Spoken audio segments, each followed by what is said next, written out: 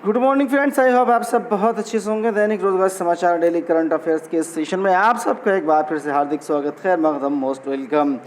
दोस्तों, आखिरकार वो घड़ी आ ही गई जिसका एक लंबे अरसे से इंतज़ार किया जा रहा था। जी हाँ, उत्तर प्रदेश सरकार द्वारा उत्तर प्रदेश शिक्षा सेवा चयन आयोग को कैबिनेट की मंजूरी मिल गई है और इसका मुख्यालय इलाहाबाद में बनाया जाएगा। जी हाँ, सभी शिक्षकों का चयन अब एक ही आयोग के माध्यम से होगा।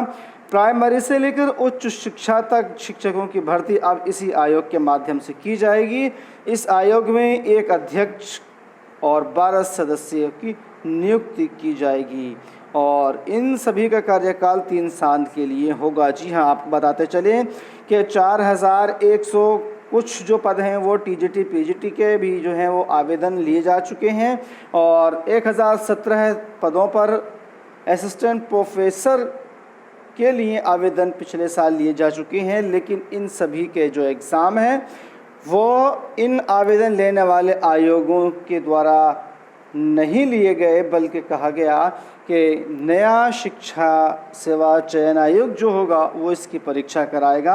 अब इसको कैबिनेट की मंजूरी मिल गई है कि उसके लिए अभ्यर्थी कई दिनों से परेशान थे। तो दोस्तों, अब आपको बताते चले यहाँ पर कि अब यूपी टीजीटी पीजीटी और असिस्टेंट प्रोफेसर की जो ये परीक्षा है ये कब आयोजित की जा सकती है। तो अभी सिर्फ इसको आयोग को जो है वो कैबिनेट की मंजूरी मिली है, तो अभी इसकी कार्य प्रणाली शुरू होने में टाइम लगेगा और उसके बाद ये परीक्षा कार्यक्रम है वो घोषित किया जाएगा। तो यहाँ पर मान कर चलिए अभी के सबसे पहले इस आयोग के द्वारा यूपी टेट 2023 और इसी के साथ साथ यूपीएचईएससी की विज्ञापन संख्या 51 की जो परीक्षा है वो आयोजित की जाएगी। तो यूपीएचईएससी की विज्ञापन संख्या 51 की जो ये परीक्षा है वो दिसंबर के मध्य के आसपास आपको देखने को मिल सकती है या फिर जनवरी फरवरी 2024 में इसका आयोजन हो सकता है। बहरहाल अब आयोग गठित हो चुका है, आप अपनी अपनी तैयारी में जो है वो जुट जाएं, चूँकि एग्ज़ाम और परीक्षा की तिथि कभी भी घोषित की जा सकती है।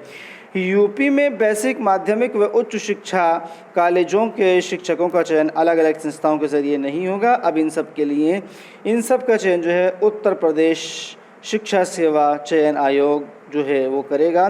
इसके लिए विधानमंडल ने मानसून सत्र में उत्तर प्रदेश शिक्षा सेवा चयन आयोग विधेयक 2023 जो है वो लाया जाएगा। मुख्यमंत्री की अध्यक्षता में मंगलवार को ही कैबिनेट की बैठक में 32 प्रस्तावों को मंजूरी मिल गई है। संबंधित विधेयक के मसूदे को भी मंजूरी दे दी गई है। जी हाँ, ये जो उत्तर प्रदेश शिक्षा सेवा चयन आयोग है इसको अब मंजूरी दे दी गई है और बहुत जल्द इसको जो है वो अब कैबिनेट से मंजूरी प्रस्ताव इसका हो ही चुका है। तो अब इसको धरातल पर उतारने के लिए इस विधेयक को जो है अब विधानसभा में पेश किया जाएगा। आयोग का मुख्यालय प्रयागराज में होगा। इसमें राज्य सरकार द्वारा 12 सदस्यों व एक अध्यक्ष की नियुक्ति की जाएगी। अध्यक्ष व सदस्य 3 साल के लिए या 65 साल की आयु तक जो भी पहले हो पद धारण कर सकेंगे। प्रदेश के उच्च शिक्षा मंत्री योगेंद्र उपाध्याय ने बताया कि अशासकीय सहायता प्राप्त महाविद्यालयों के शिक्षकों के चयन के लिए उत्तर प्रदेश उच्चतर शिक्षा सेवा आयोग अशासकीय सहायता प्राप्त इंटरमीडिएट कॉलेज शिक्षकों के लिए माध्यमिक शिक्षा सेवा चयन बोर्ड तथा सहायता प्राप्त जूनियर हाई स्कूल एवं संबद्ध प्राइमरी अनुभाग में सहायक अध्यापकों के पदों पर चयन संबंधित प्रबंध तंत्र करते हैं। अब सारे आयोग विघटित करते हुए नया आयोग जो है काम करेगा। आयोग का खर्चा सरकार के अनुदान व अपनी आमदनी से चलेगा। जी हाँ, 5180 पदों पर जो शिक्षकों की भर्ती जो रुकी हुई थी अब इसका रास्ता साफ हो चुका है। जी हाँ, और इसी के साथ साथ एक और बड़ी अपडेट है कि यूपीपीईटी, हाँ, प्रारंभिक पात्रता परीक्षा यूपी ट्रिपल एससी के लिए जो आवेदन है वो अब 30 अगस्त तक की जा सकेंगे। जी हाँ, उत्तर प्रदेश अधीन सेवा चयन आयोग ने प्रारंभिक अर्हता परीक्षा पीटी 2023 के लिए आवेदन लेने की प्रक्रिया मंगलवार से शुरू कर दी है। आवेदन 30 अगस्त तक लिए जाएंगे और इसमें किसी तरह का संशोधन 6 सितंबर तक किया जा सकेगा।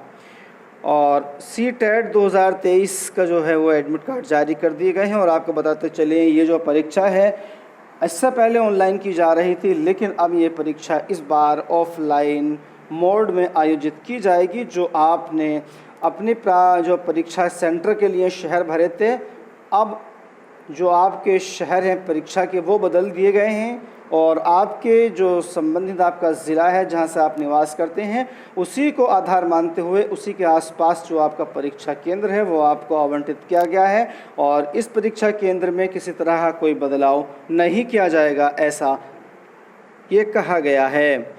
और एक और बड़ी अपडेट है, एडमिशन के लिए आधार कार्ड जो है वो अनिवार्य नहीं है।